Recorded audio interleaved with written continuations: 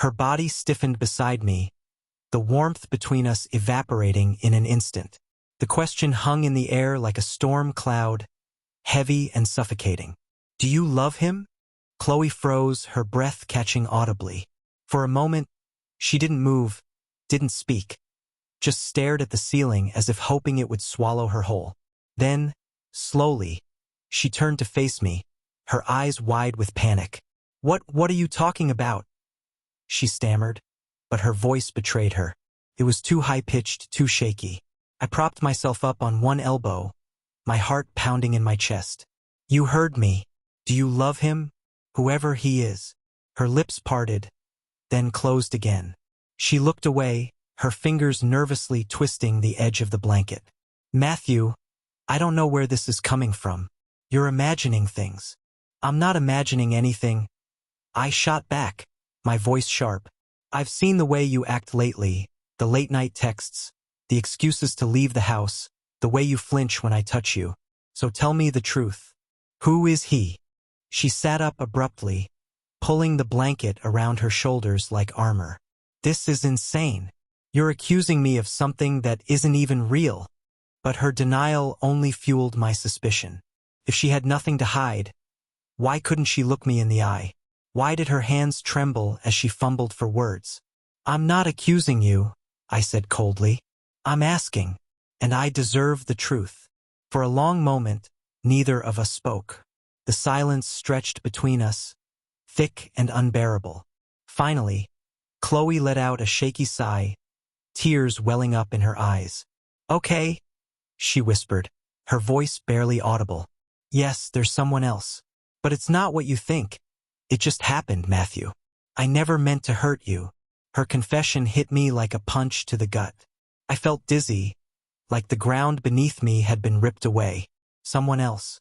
Those two words echoed in my mind, louder than any scream. "How long?" I asked, my voice trembling with anger. "How long has this been going on?" She hesitated, guilt flashing across her face. "A few months. A few months?" I shouted, sitting up fully now. "You've been lying to me for months? Sneaking around behind my back while pretending everything was fine?" "I'm sorry," she cried, tears streaming down her face. "I didn't plan for this to happen. It started as innocent conversations. And then what?" I demanded, cutting her off. "Then you decided to sleep with him? To throw away 10 years of marriage because you got bored?" "No," she protested, reaching out to touch my arm. I jerked away before she could make contact. "It wasn't boredom. It was loneliness, Matthew. You're always working, always distracted. I needed someone who could be there for me." "Loneliness? Is that how she justified this? So instead of talking to me, you decided to cheat?"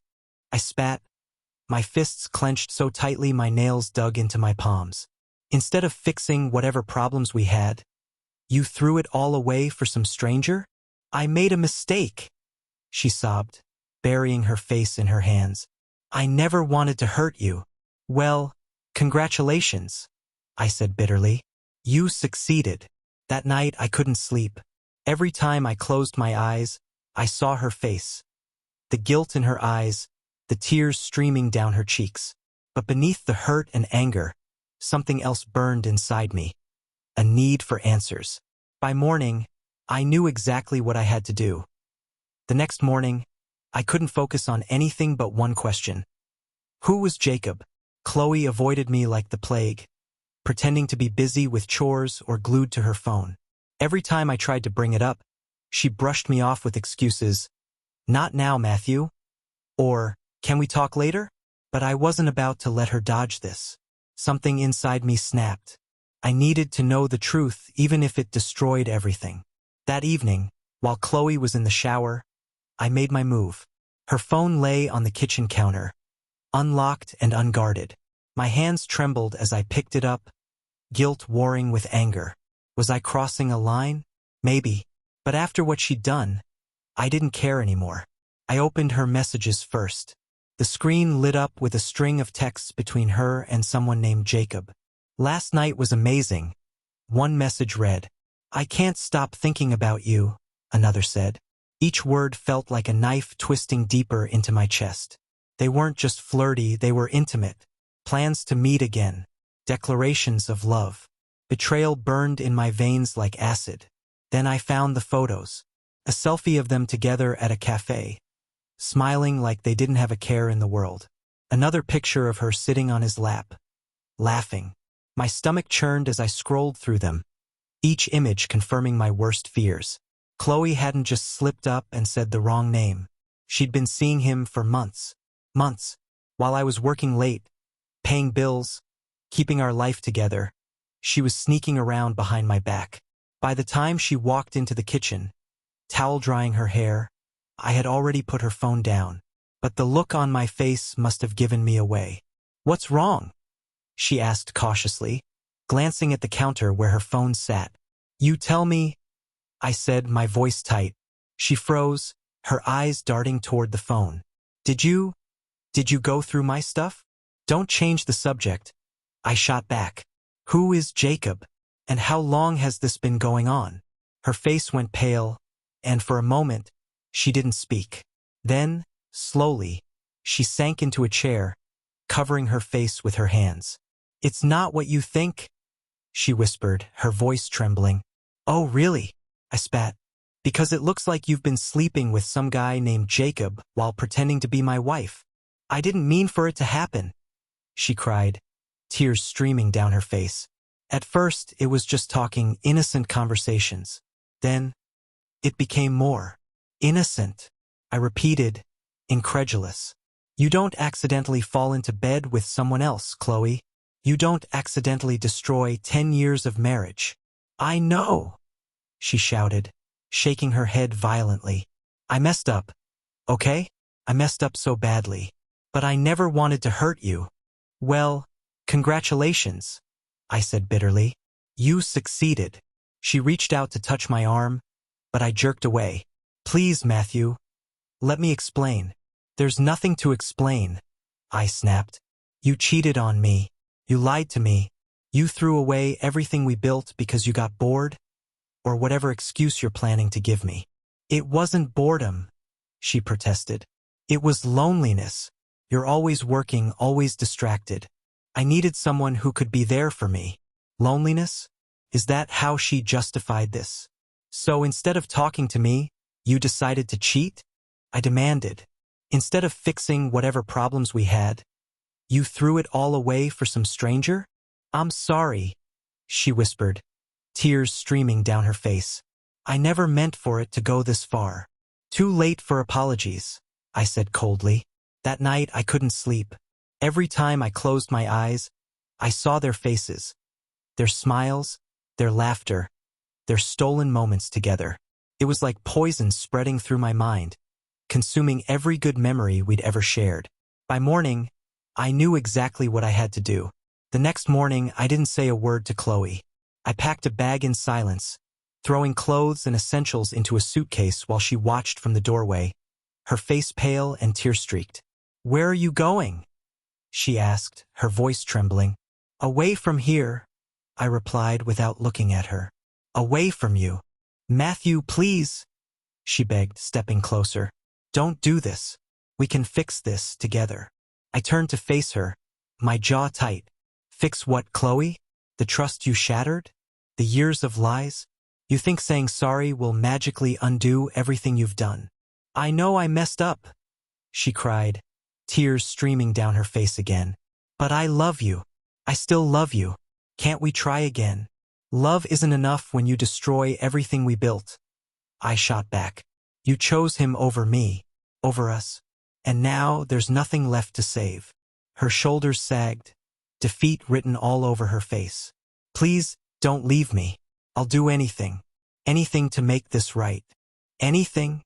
I repeated, my tone icy. "You think it's that simple? That you can erase months of betrayal with a few apologies?" She didn't answer, just stood there sobbing, her hands clutching the doorframe like it was the only thing holding her up. For a moment, I almost felt sorry for her. Almost. But then I remembered the texts, the photos, the way she'd whispered another man's name in our bed. My resolve hardened. "I need space," I said finally, zipping up my suitcase. And you need to figure out why you threw away 10 years of your life for someone who doesn't deserve you. Jacob doesn't matter anymore, she shouted, desperation creeping into her voice. He was just a distraction, a mistake. But you're my husband, my family. Please, Matthew. Family? I echoed bitterly. You don't get to call me that after what you did. Not anymore. With that, I grabbed my bag and walked out the door, ignoring her pleas behind me. The sound of her crying followed me down the hallway, but I didn't turn back. Couldn't. As I drove away from the house we'd shared for so long, I felt a strange mix of emotions. Anger, sadness, relief. It was over. Whatever we'd had was gone, replaced by betrayal and broken promises. For the first few nights, I stayed at a cheap motel, staring at the ceiling and replaying everything in mind. How had I missed the signs? Was I really that blind? Friends called, asking if I was okay, but I brushed them off. I wasn't ready to talk about it. Not yet. Instead, I threw myself into work, using long hours as a distraction. At night, I hit the gym, pushing myself harder than ever before. Each drop of sweat felt like a release, a way to purge the anger and hurt festering inside me. Chloe tried reaching out multiple times. Texts, calls, even showing up at my office unannounced. But I ignored her. Every attempt she made to explain herself only reminded me of what she'd done. Forgiveness wasn't an option, not now, maybe not ever. By the end of the week, I'd rented a small apartment downtown. It wasn't much, but it was mine.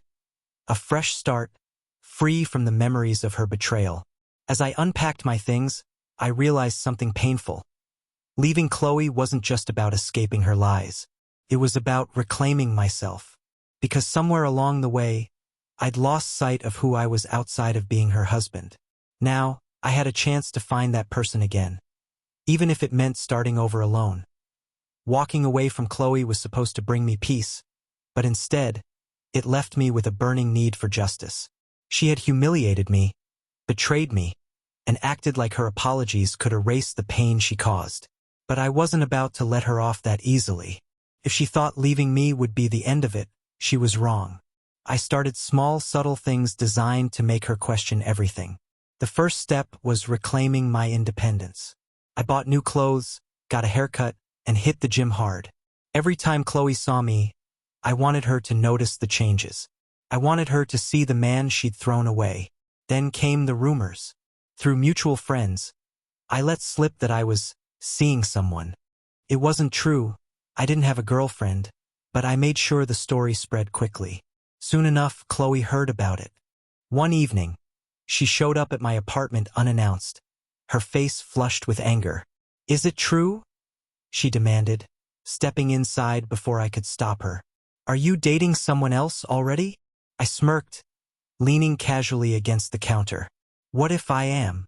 You didn't exactly leave me much choice, did you?"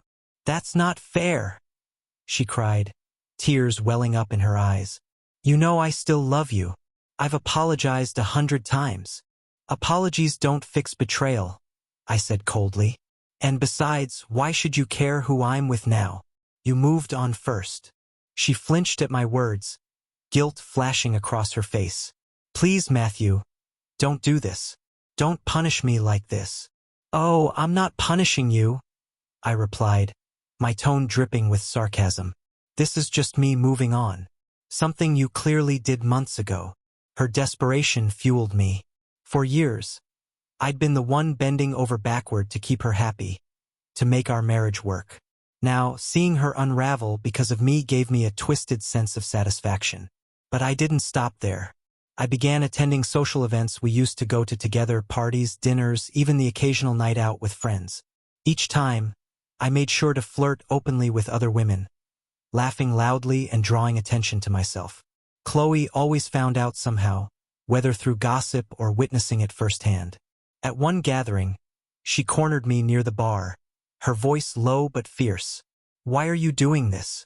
Are you trying to humiliate me?" "No," I said, meeting her gaze evenly. "I'm just showing you what it feels like to lose something, or someone, you took for granted." Her jaw tightened, but she didn't argue. Instead, she stormed off, leaving me alone with my drink. Watching her walk away felt good, empowering even. For once, I held all the cards. The final piece of my plan involved Jacob. I tracked him down through Chloe's phone records. A risky move, but worth it. I sent him an anonymous message. Do you really think she loves you? Or are you just a rebound? It didn't take long for the seed of doubt to grow. Chloe later admitted they'd argued after he confronted her about their relationship. Apparently, he accused her of using him to escape her problems. By the time she realized I was behind it, the damage was done. Through it all, I told myself this wasn't about revenge. It was about balance. Making her feel the same pain she'd inflicted on me. But deep down, I knew the truth. Part of me enjoyed watching her squirm. Matthew's revenge was relentless, and it was working. With each passing day, I felt myself unraveling further. The man I once loved, the man who used to hold me close and laugh at my jokes, was gone, replaced by someone cold, calculating, and determined to make me pay for what I'd done. And honestly, I deserved it, but that didn't make it any easier to bear. It started with the rumors. Friends casually mentioned his new girlfriend, painting her as perfect in every way. Beautiful, smart, successful. At first, I tried to convince myself it wasn't true. Matthew wouldn't move on so quickly. Would he? But then I saw him at a party, laughing with another woman, their bodies close, his hand resting lightly on her back. My stomach churned as jealousy surged through me. Who is she? I asked one of our mutual friends later that night, trying to sound casual. No idea, they shrugged. But he seems happy, doesn't he? Happy. The word stuck in my throat like bile. How could he be happy without me? Without us? Then came the arguments. Every time I confronted him, he shut me down with biting remarks or icy indifference. You don't get to act hurt, he said during one particularly heated exchange. Not after what you did. I know, I shouted, tears streaming down my face. I messed up, okay? I admit it. But can't we fix this? Can't we try again? He just stared at me, his expression unreadable. Fixing takes two people, Chloe. And right now, I'm not sure I even recognize you anymore. His words cut deeper than anything else. Because he was right, I barely recognized myself these days. The guilt consumed me, gnawing at my insides until I couldn't eat, couldn't sleep. I replayed every moment of our marriage in my head, searching for where it all went wrong. Was it my fault? His? Both of ours? Desperation drove me to do things I never thought I'd do. I showed up at his apartment late at night, begging for forgiveness. I sent long, tearful texts apologizing over and over again. Once, I even tried seducing him, wearing the lingerie he used to love. But nothing worked. He looked at me like I was a stranger, a ghost haunting the edges of his life. Things got worse when Jacob pulled away. After receiving that anonymous message, he became distant, questioning whether I truly cared about him or if he was just a rebound. We argued constantly, his accusations mirroring my own fears. Eventually, he ended things, leaving me completely alone. The loneliness was suffocating. For months, I'd convinced myself that cheating on Matthew was justified, that I needed excitement, freedom, something different. But now, stripped of everything familiar, I realized how empty those desires had been. Jacob hadn't made me happier. He'd only highlighted how broken I already was.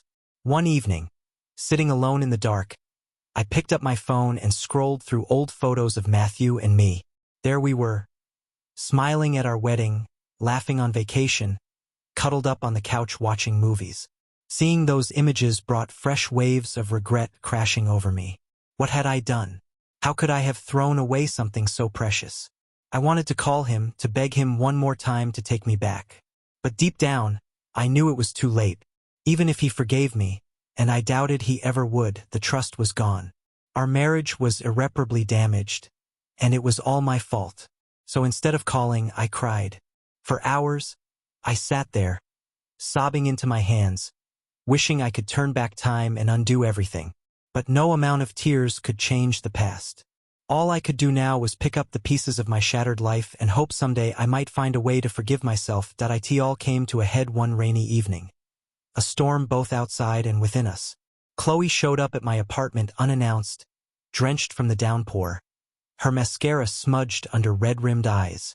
She looked broken, defeated, nothing like the confident woman who had once walked out of our marriage for someone else.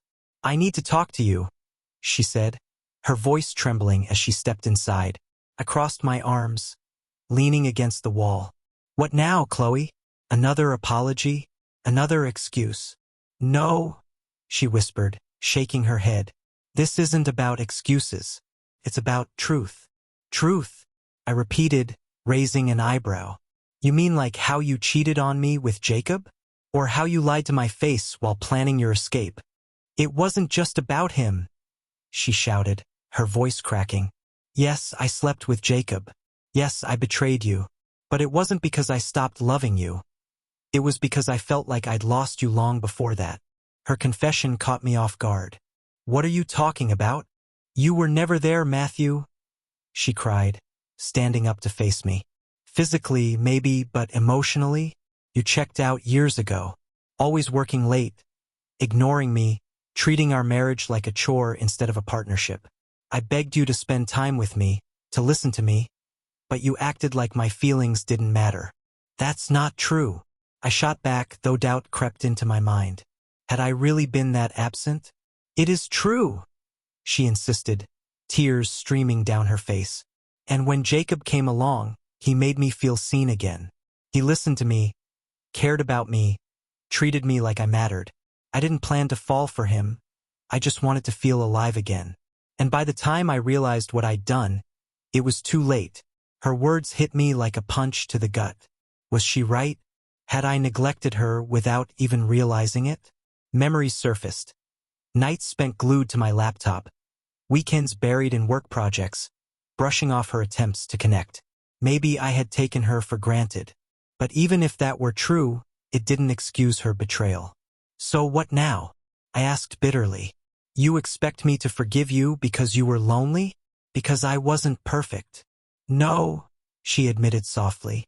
"I don't expect forgiveness. I just wanted you to know the whole story. To understand that I didn't cheat because I stopped loving you. I cheated because I thought you'd already stopped loving me." For a moment, neither of us spoke. The rain pounded against the windows, filling the silence between us. Her confession forced me to confront uncomfortable truths, not just about her, but about myself. Finally, I sighed, running a hand through my hair. "Chloe, I don't know if I can ever trust you again. Too much has happened." "I know," she whispered, nodding. "And I don't blame you. But please, don't let this destroy you too. Don't let your anger consume you." Her plea lingered in the air as she turned to leave, pausing briefly at the door. "Thank you for showing me what it feels like to lose someone you love," she said quietly. "I hope someday you find peace." And with that, she was gone. As I stood there alone, watching the rain wash away her footprints, I realized something painful yet liberating. Revenge hadn't healed me. It had only prolonged the pain. Now, faced with the possibility of moving forward, I knew the choice was mine to make, to hold on to bitterness or to start rebuilding myself piece by piece.